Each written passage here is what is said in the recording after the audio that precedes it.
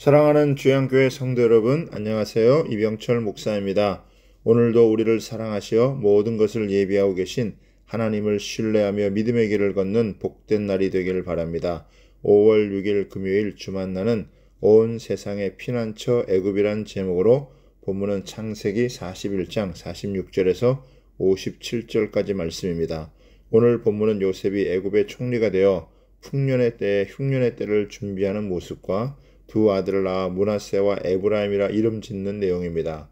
오늘 본문 말씀을 통해서 두 가지를 살펴보겠습니다. 첫 번째는 풍년의 흉년을 대비해야 합니다. 요셉은 30살의 나이에 애굽의 총리가 되었습니다.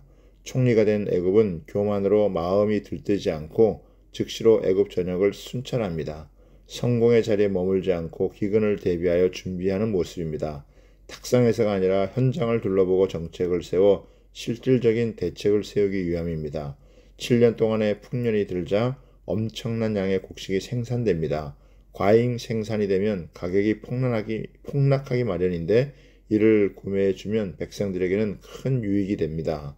48절에 보면 요셉이 애굽 땅에 있는 그 7년 곡물을 거두어 각 성에 저장하되 각 성읍 주위에 밭의 곡물을 그 성읍 중에 쌓아두매라고 합니다. 각 성읍마다 엄청난 양의 곡물을 비축해 둡니다. 요셉은 이 풍년의 기간에 두 아들을 낳았습니다. 그는 하나님의 주권과 섭리에 감사한 마음으로 아들의 이름을 므낫세와 에브라임이라고 지었습니다. 므낫세는 하나님이 내게 내 모든 고난과 내 아버지의 온 집을 잊어버리게 하셨다는 의미입니다. 그동안의 고난으로 말미암은 상처와 아픔을 다 치유해 주신 것입니다. 에브라임은 하나님이 내게 수고한 땅에서 번성하게 하셨다란 의미입니다. 하나님은 요셉이 과거의 상처와 아픔에 매이지 않고 용서의 마음 위에 더 큰 은혜와 축복을 주셨습니다. 요셉은 하루아침에 총리라는 높은 자리에 올라 능력을 인정받았으면서도 여전히 하나님을 경외하였던 것입니다. 고난을 받아 힘겨울 때보다 모든 일이 형통할 때 자칫 하나님의 뜻을 구하는 일을 게을러지기가 쉽습니다. 고난을 받든지 형통하든지 상관없이 한결같이 하나님을 경외하면서 겸손히 예배의 자리로 나아가는 것이 참 신앙인의 모습입니다. 두 번째는 사람들이 애굽으로 몰려들었습니다. 거대한 나일강을 소유한 애굽에 7년 동안 흉년이 드는 것은 매우 희귀한 일이었습니다. 애굽이 흉년으로 고통을 당하기 시작했다면 다른 팔레스틴 지역은 더 말할 것도 없었습니다. 그때 하나님의 지혜로 충만했던 요셉으로 인해 애굽은 온 세상의 피난처가 됩니다. 각국의 백성이 곡식을 구하기 위해 애굽으로 몰려들었습니다. 큰 환난 날에 곡식을 구할 곳, 곧 피할 처소가 있다는 것은 매우 다행한 일입니다. 시편에는 하나님은 우리의 피난처시오 힘이시니 환난 중에 만날 큰 도움이시라고 했습니다.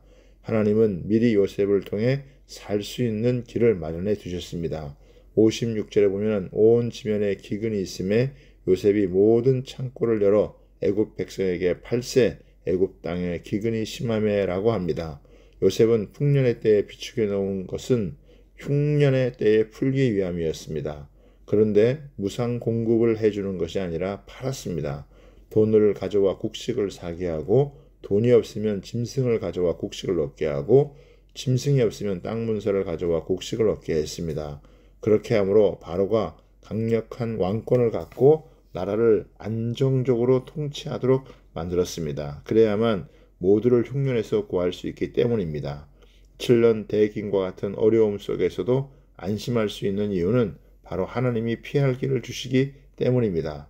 하나님은 요셉을 통해 잠시의 기근을 이길 수 있는 양식을 주셨지만 예수 그리스도를 통해서는 다시 목마르지 않도록 생수를 주셨고 영원한 양식을 우리에게 주셨습니다. 그러므로 우리의 진정한 피난처는 예수 그리스도이십니다.